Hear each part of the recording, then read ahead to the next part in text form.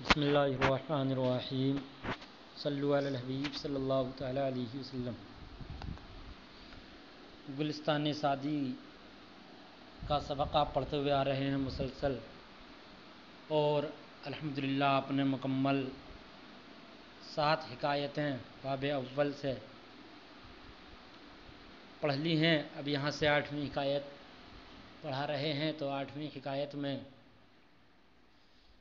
انشاءاللہ ما ترجمہ عبارت ما ترجمہ بیان کی جائے گی، لیکن حکایت نمبر 8 کا خلاصہ پہلے سماعت کر لیجئے گا۔ 8ویں حکایت کا خلاصہ یہ ہے کہ اگر زندگی میں توانائی کی حالت میں اپنی کوششیں پوری ہوں، توانائی جوانی کی حالت میں اگر زندگی میں اپنی کوششیں پوری ہوں تو زیادہ خوشی ہوتی ہے۔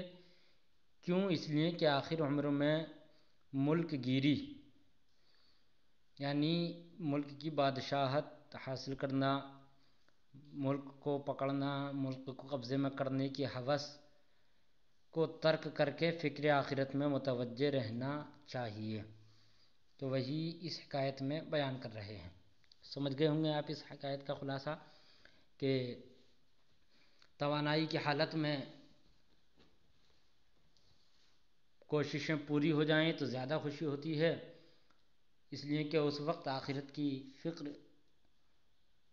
ہونی تو ہر وقت میں چاہیے، لیکن اس وقت میں جوانی ہوتی ہے تو کچھ زیادہ خوشی ہوتی ہے۔ اس کے بعد جب کمزوری کا عالم ہوتا ہے، آخری عمر ہوتی ہے، تو اس وقت میں دنیا داری ختم ہو کر کے، دنیا داری کو بھول کر کے آخرت کی فکر میں متوجہ ہو جانا چاہیے۔ وہی حکایت نمبر 8 میں بیان کر رہے ہیں۔ دیکھیے حکایت نمبر 8۔ حکایت کا معنی قصہ، کہانی، ٹھیک۔ اب آگے عبارت دیکھیے۔ یک از ملوک عجم رنجور بود در حالت پیری۔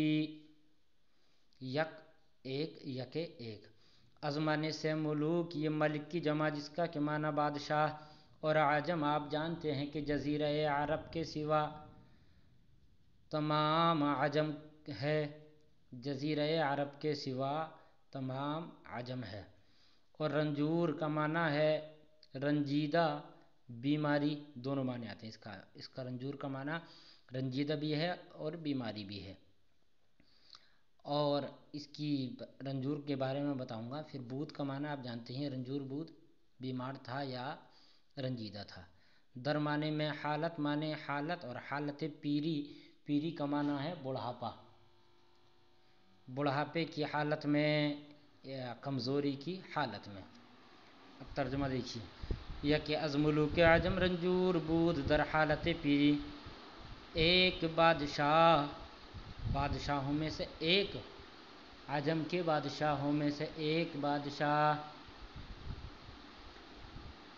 بڑھاپے کی حالت میں یا کمزوری کی حالت میں بیمار تھا یا رنجیدہ تھا، دونوں ترجمے لگا سکتے ہیں۔ عجم کے بادشاہوں میں سے ایک بادشاہ بڑھاپے کی حالت میں بیمار تھا یا کمزور تھا، دونوں لگا۔ اب رنجور کو دیکھیے۔ رنجور اس کا معنی بیمار اور رنجیدہ دونوں ہے۔ رنجور اصل میں رنجور واو کے فتح کے ساتھ تھا، رنجور، جیسے طاقتور، بختور، بختور، ٹھیک۔ تو تخفیف کے لیے واو کو ساکن کر دیا، اور ساکن کرنے کے بعد ما قبل کو مضموم کر دیا، تو یہ رنجور ہو گیا۔ پہلے رنج ور تھا تو واو کو تخفیف کی وجہ سے ساکن، اس کے ما قبل کو ضمہ دے دیا، یہ رنجور ہو گیا۔ آگے دیکھیے، اس کا ترجمہ تو سمجھ گئے ہوں گے کہ عجم کے بادشاہوں میں سے ایک بادشاہ بڑھاپے کی حالت میں کمزور تھا، بیمار تھا، رنجیدہ تھا، کچھ بھی ترجمہ لگا سکتے۔ وہ امید زندگانی قطع کردہ، امید مانے امید، اور زندگانی مانے زندگی، اور زندگی کی امید، امید زندگانی، زندگی کی امید قطع کردہ، ختم کر دی۔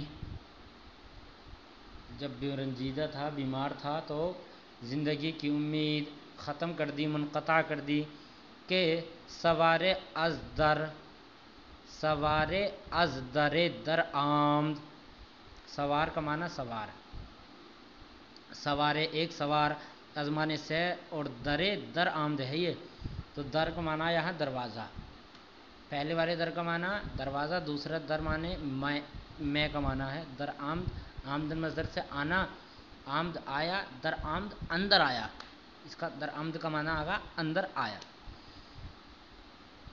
ایک سوار دروازے سے، از درے دروازے سے، در آمد اندر آیا، و بشارت داد اور بشارت دی، خوشخبری دی، بشارت کا معنی خوشخبری، آپ جانتے ہیں بشارت، اور بشارت دی کہ فلاں قلعہ را بدولت خداوند بکشاد، کہ معنی کہ فلاں معنی فلاں، قلعہ قلعہ، کہ فلاں قلعے کو، را معنی کو، بدولت خداوند یعنی حکومت کی دولت سے، یہ بھی ترجمہ لگا سکتے ہو، یا بادشاہ کے اقبال سے، یہ بھی ترجمہ لگا سکتے ہو۔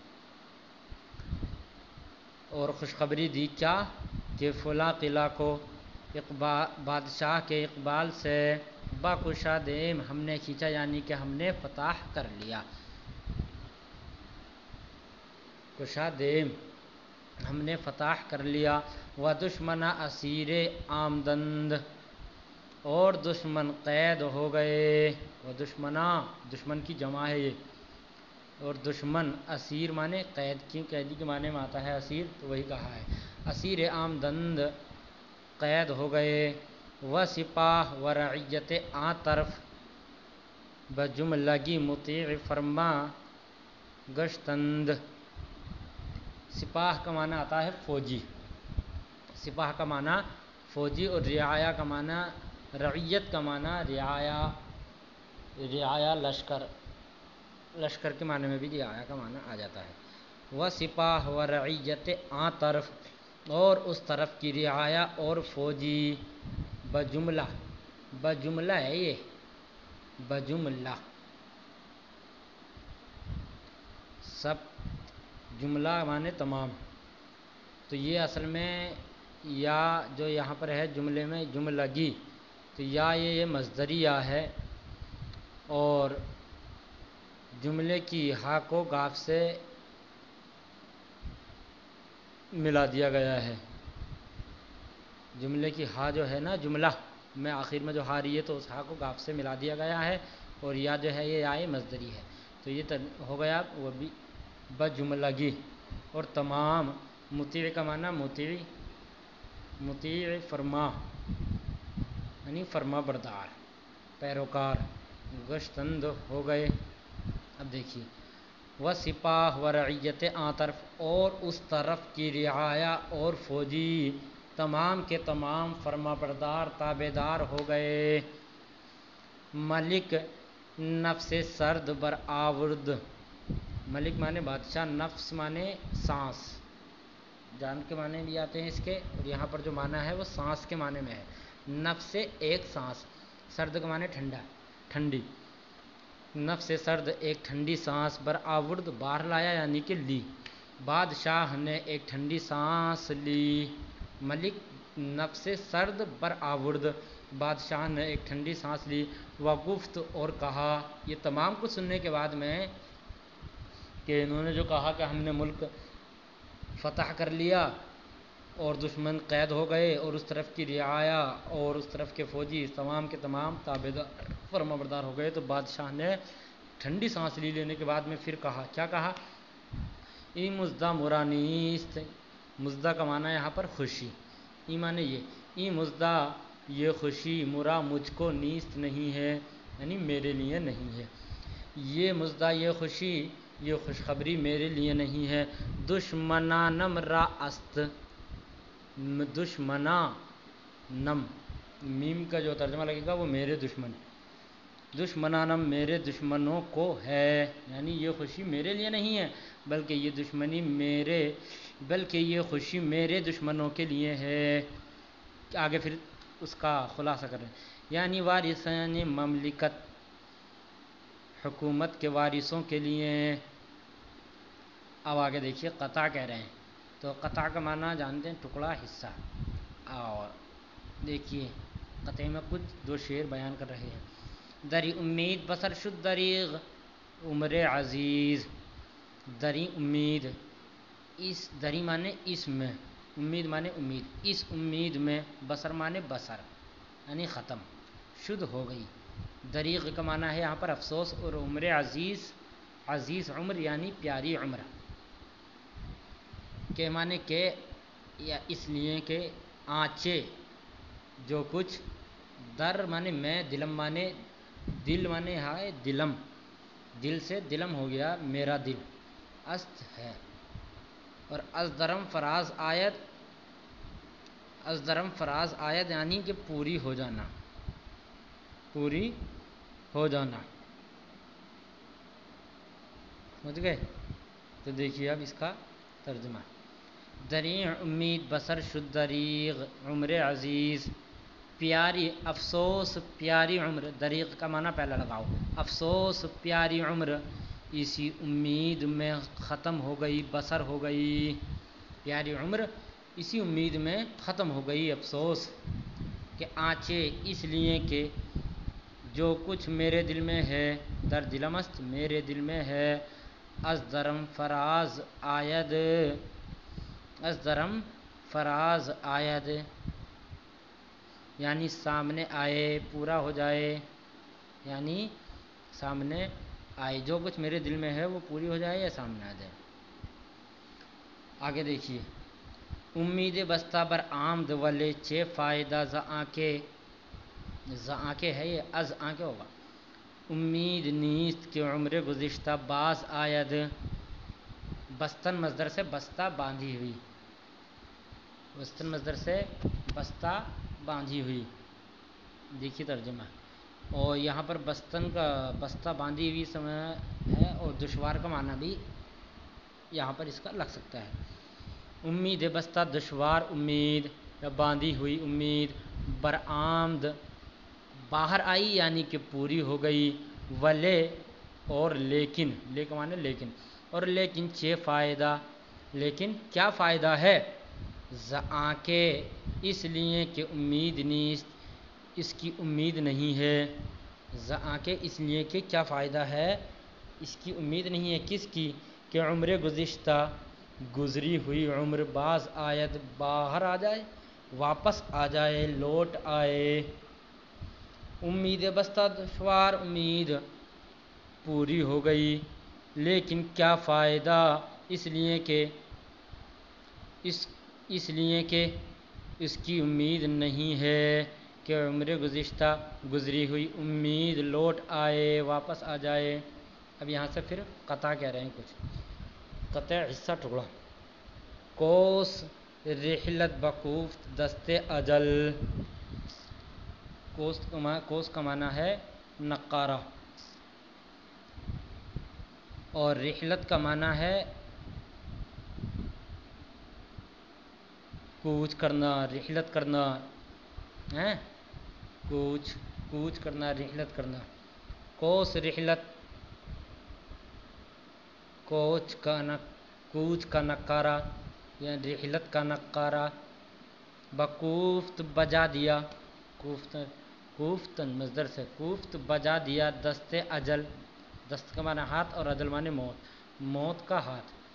اب دیکھیے پورے کا ترجمہ. کوس رحلت بکوفت دست اجل، موت کے ہاتھ نے کوچ کا نقارہ بجا دیا. اے دو چشمم وداع سر بکنید، اے مانے اے، دو مانے دو، چشمم میری دو آنکھیں، اے میری دو آنکھیں، اے میری دونوں آنکھوں. وداع، داع کا معنی ہے رخصت کرنا، الگ کرنا. وداع سر، میرے سر کو رخصت کرو، بکنید کرو. اے دو چشمم، اے میری دونوں آنکھیں، سر کو رخصت کرو. ترجمہ سمجھ میں آ گیا اس کا؟ پھر دیکھ لو دوبارہ. کوس رحلت بکوفت دست اجل، موت کے ہاتھ نے، دست اجل موت کے ہاتھ نے، کوچ کا نقارہ، رحلت کا معنی کوچ کو سے رحلت، رحلت کا نقارہ یا کوچ کا نقارہ بجا دیا، اے میری دونوں آنکھوں سر کو رخصت کرو۔ اب آگے دیکھیے، اے کف دست و ساعد و بازو،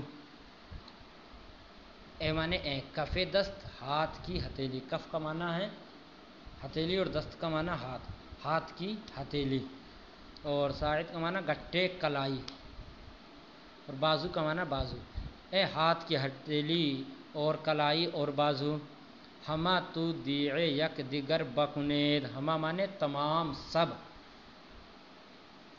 دیع مانے رخصت کرنا، جدا کرنا، یک مانے ایک، دیگر مانے دوسرا، یعنی ایک دوسرے کو، ہما تمام ایک دوسرے کو رخصت کنید کرو، لگ گیا ترجمہ، ہما تمام، دیع یک دیگر، ایک دوسرے کو رخصت کرو، ترجمہ دیکھ لو، اے ہاتھ کی ہتھیلی اور گٹے اور بازو، تمام ایک دوسرے کو رخصت کرو۔ اب آگے دیکھیے، بر من افتادہ دشمن کام، آخر اے دوستا گزر بکنید، بر من افتادہ دشمن کام، مجھ دشمن کے منشے کے مطابق گرے ہوئے پر، مجھ گرے ہوئے پر، دشمن کام کے یعنی کہ یہ اضافت ہے اور اضافت مقلوبی ہے، اضافت ہے اور اضافت مقلوبی ہے، تو کہہ رہے ہیں دیکھو، مجھ پر، مجھ گرے ہوئے پر، یہ ایسا لگا لو، بر من افتادہ، مجھ گرے ہوئے پر، دشمن کے منشے کے مطابق، آخر اے دوستاں گزر بکنید، آخر اے دوستو گزر کرو، آخر اے دوستاں، اے دوستو گزر بکنید، گزر کرو۔ آگے دیکھیے، روزگارم بشد بدا بندانی، روزگارم بشد بندانی، بنادانی، روز مانے دن، اور گارم مانے گار یعنی بیکار، ختم ہے، اور یہ ہے یہاں روز کا معنی ہے دین کا نہیں لگے گا بلکہ یہاں زمانے کا لگے گا، تو روزگارم میرا زمانہ ختم ہو گیا، میرا زمانہ، روزگارم گار ہو گیا، گار کا معنی گار، بیکار، ختم، اور بشد بزائد ہے اور شد معنی ہو گیا، روزگارم میرا زمانہ بیکار ہو گیا، بندانی، نادانی میں، نادانی میں میرا زمانہ، میری زندگی یہ کہہ لو بیکار ہو گئی، من نہ کردم شما حضر بکنید، من مانے میں نے، نہ نہیں، کردم میں نے کیا، میں تو برائیوں سے نہ بچا، یا میں نے برائیوں سے پرہیز نہ کیا، پرہیز نہ کیا، یہ بھی ترجمہ لگ گیا، میں نے برائیوں سے پرہیز نہ کیا یا میں برائیوں سے نہ بچا، شما حذر بکنید، تم برائیوں سے بچو، یہ کہنے کا مقصد ہے، ترجمہ لگاؤ گے لفظی تو یہ لگے گا، من نہ کردم، میں نے پرہیز نہ کیا، شما حذر، تم پرہیز بکنید کرو، میں نے برائیوں سے پرہیز نہ کیا، تم برائیوں سے پرہیز کرو۔ یہ یہاں تک دیکھیے الحمدللہ 8ویں حکایت مکمل ہو گئی، اب یہاں سے 9ویں حکایت انشاءاللہ پڑھائی جائے گی، جس کا خلاصہ اور سب کچھ آگے